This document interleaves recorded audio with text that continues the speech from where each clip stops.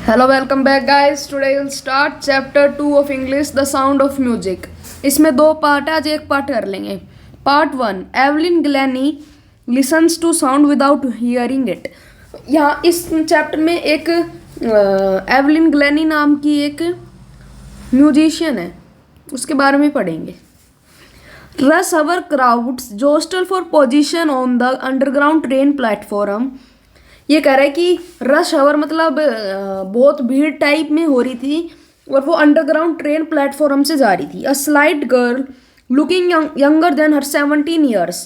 कह रही एक गर्ल थी जो 17 साल से थोड़ी यंगर लग रही थी।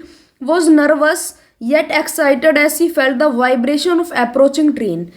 वो मतलब थोड़ी नर्वस टाइप में थी, कहीं पे जा रही थी इसलिए, और वाइब्रेशन ऑफ अप्रोचिंग ट्रेन, वो वाइब्रेशन फील कर रही थी किसी ट्रेन के आने की। It was their first day at prestigious royal academy of music in London. उसका पहला दिन था royal academy of music in London में। And daunting enough for any teenager fresh from Scottish farm. मतलब वो थोड़ी डर टाइप में था उसके अंदर कि टीनेजर मतलब 13 से 19 साल तक ये बात कर रहे हैं। But this aspiring musician faced a bigger challenge than most, she was profoundly deaf. अब वो म्यूजिशियन है, अब वो सुन भी नहीं सकती, डीफ है, फिर म्यूजिशियन कैसे बन गई, उसकी तो स्टोरी पढ़ेंगे। Evelyn Glennie loss of hearing had been gradual, कि जो उसकी हियरिंग की लॉस थी वो धीरे धीरे हुई थी। Her mother remembers noticing something was wrong then when the 8-year-old Evelyn was waiting to play the piano. They called her name and she didn't move. I suddenly realized she hadn't heard. Say Isabel Glennie. उसकी mother का क्या नाम है? इजेबल गैलेनी। For quite a while, Evelyn managed to conceal her growing deafness from friends and teachers. उसकी मतलब जब उसकी वो 8 साल की थी, उसकी मदर ने उसको थोड़ा नोटिस हुआ। कैसे नोटिस हुआ कि वो पियानो बजाने के लिए उसकी मम्मी ने उसे बुलाया, पर उसे वो आई नहीं, मतलब सुनाई नहीं दिया। तो उसने उसको लगा कि इसकी सुनने की शक्ति कम हो चुकी है, तो उसने फिर ये चीज़ छुपाने लग गई। वो अपने फ्रेंड से, टीचर से वो चीज़ छुपाने लग गई कि वो डीफ है। But by the time she was 11, जब वो 11 साल की हो गई, हर मार्क्स हैड डेटेरियोटेड, मतलब तेजी से कम होना। And her headmistress urged his parents to take her to a specialist. जो उसकी हेडमास्टर थी उसने कहा कि इसे स्पेशलिस्ट के पास लेकर जाओ भाई, इसके ऐसा क्या हो गया कि ऐसे पढ़ती लिखती बच्ची अचानक से मार्क्स कम हो गए। It was then discovered that her hearing was severely impaired, कि उसकी जो हियरिंग थी वो वीकन हो गई, मतलब कम हो गई। As a result of gradual nerve damage मतलब उसकी कोई नर्व है ना, वो डैमेज हो गई, इसलिए हियरिंग नहीं हो पा रही। They were advise that she should be fitted with hearing aids and sent school for the deaf. वो कह रही है कि उसके वो हियरिंग एड्स, जो कानों की मशीन है ना, वो लगानी पड़ेगी, और स्कूल फॉर द डीफ मतलब जो बहरों का स्कूल होता है उसमें उसको छोड़ना पड़ेगा। Everything suddenly looked black. इतना कुछ होने के बाद सब कुछ उसको ब्लैक, मतलब ऐसा लग रहा था कि अब कुछ नहीं बचा भाई दुनिया में, says Evelyn.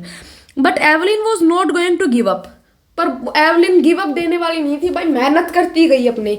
C was determined to lead a normal life and pursue her interest in music. वो नॉर्मल लाइफ जी रही थी और वो म्यूजिक के तरफ अपना इंटरेस्ट दिखा रही थी।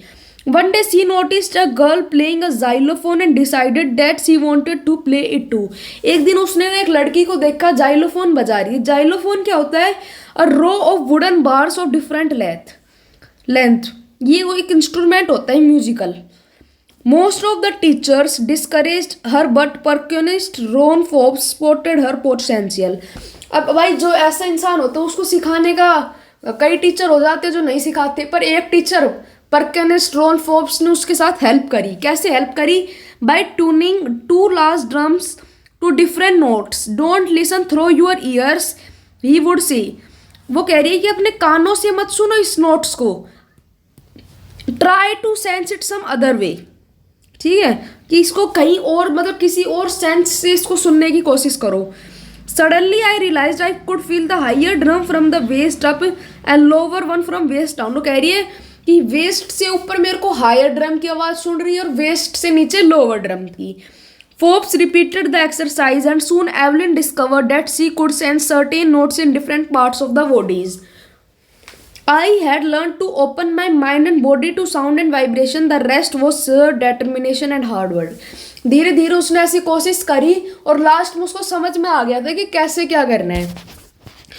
Just because of her determination and hard work.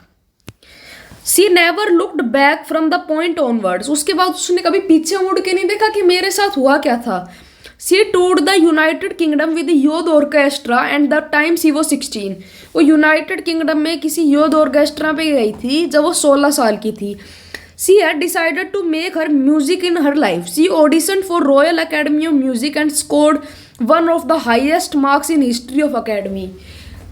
इतिहास में सबसे ज़्यादा अंक लेने वाली रॉयल अकेडमी ऑफ म्यूजिक में थी भाई. ये इतने ज़्यादा अंक लाई थी, सबसे ज़्यादा. She gradually move from the orchestral work to solo performance. फिर वो अकेले परफॉर्मेंस देने वाली लाइन में चली गई. At the end of her 3 year course she had captured most of top awards. 3 साल के कोर्स के बाद उसके पास बहुत से अवार्ड्स थे.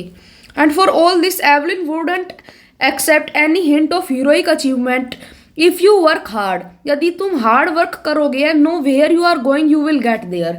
कि तुम कड़ी मेहनत कर रहे हो और तुम्हें ये पता है तुम कहाँ जा रहे हो, तो ज़रूर एक बार कामयाब होगी. And she got right to the top the world most sought after multi percussionist with mastery of some 1000 instrument and hectic international schedule. मतलब वो इतनी उसके बाद पॉपुलर हुई कि एक डीफ ने भी म्यूजिक सीख के और इतनी तरक्की कर ली. It is a intriguing curious. ये क्यूरियस बात है कि Evelyn function so effortlessly without hearing. ये चौंकाने वाली बात तो है ना कि एक डीफ कैसे कर सकता है. In our 2 hour discussion she never missed a word. Man with bushy hurts give me trouble. She laughed. It is not just watching the lips, it's our whole face. ये कह रही है कि मतलब उस कभी भी ना एक वर्ड कि मैन विद बसी हेड्स गिव मी ट्रबल, कि एक जो मैन था जिसकी बियर्ड्स थी वो मेरे को हमेशा ट्रबल करा करता. सी लाफ्ड इट. और हमेशा हंस के उस बात को छोड़ दिया करती थी. She speaks flawlessly. मतलब बिना कोई गलती करे फ्लोलेसली बात करा करती. With a Scottish lilt. Lilt क्या होता है? Way of speaking. My speech is clear because I could hear till I was 11. She says but that doesn't explain how she manage to learn French and master basic Japanese. उसने उसके बाद French भी सीख ली और master basic Japanese भी सीख ली. As for music, she explains, it pours in through every part of brain body. It tingles in the skin, my cheekbones, even in my hair when she plays the xylophone. Can sense the sound. वो इसमें बता रही है कि वो कहाँ कहाँ से सेंस कर सकती है म्यूजिक. मतलब जब वो स्टेज पे जाया करती, नंगे पाँव जाया करती, उसके पैरों से भी फील हुआ करता गाना. उसके बाद not surprisingly even Evelyn delights her audition in 1991. 1991 में उसने अपना ऑडिशन दिया. She was presented with the royal philharmonic society prestigious soloist of the year. Soloist मतलब अकेला इतना अच्छा गाने में उसको अवार्ड मिला था ऑफ द ईयर में. उसके बाद says master percussionist James Blade, God may have taken her hearing but he has given her back something extraordinary. कि उसने कहा कि गॉड ने बेशक इसकी हियरिंग ले ली पर इसको कोई एक्स्ट्रा ऑर्डिनरी सेंस दे दी भाई. What we hear she feels far more deeply than of us. That is why she expresses music so beautifully. Evelyn confesses that she is something of a workaholic. इसका क्या मतलब है? A person who finds it difficult to stop working. कि ऐसा person जो difficult पाए working को stop करने में. I have just got to work often harder than classical musician, but the rewards were enormous. Apart from the regular concerts, अब regular concerts मतलब कभी ना कभी तो कंसर्ट्स होते, जैसे हमारे रैपर हो गए, म्यूजिशियन हो गए, वो कहीं पे देते रहते हैं कंसर्ट्स. उसके अलावा वो फ्री कंसर्ट्स दिया करती. कहाँ पे? प्रिजन में, हॉस्पिटल में, इन जगहों पे देती. She also give high priority to young. जो यंग म्यूजिशियन होते थे ना उनको भी वो हाई प्रायोरिटी दिया करती. एंड रिचिलिन of the Beethoven fund for deaf children says she is a shining inspiration. वो कह रही है कि जो डीफ बच्चों के लिए ना ये एक शाइनिंग इंस्पिरेशन है आगे बढ़ने के लिए। सही बात है। Evelyn Glennie has already accomplished more than most people twice her age. Evelyn Glennie ने मतलब most people twice her age. She has brought percussion to the front of orchestra and demonstrated that it can be very moving. She has given inspiration.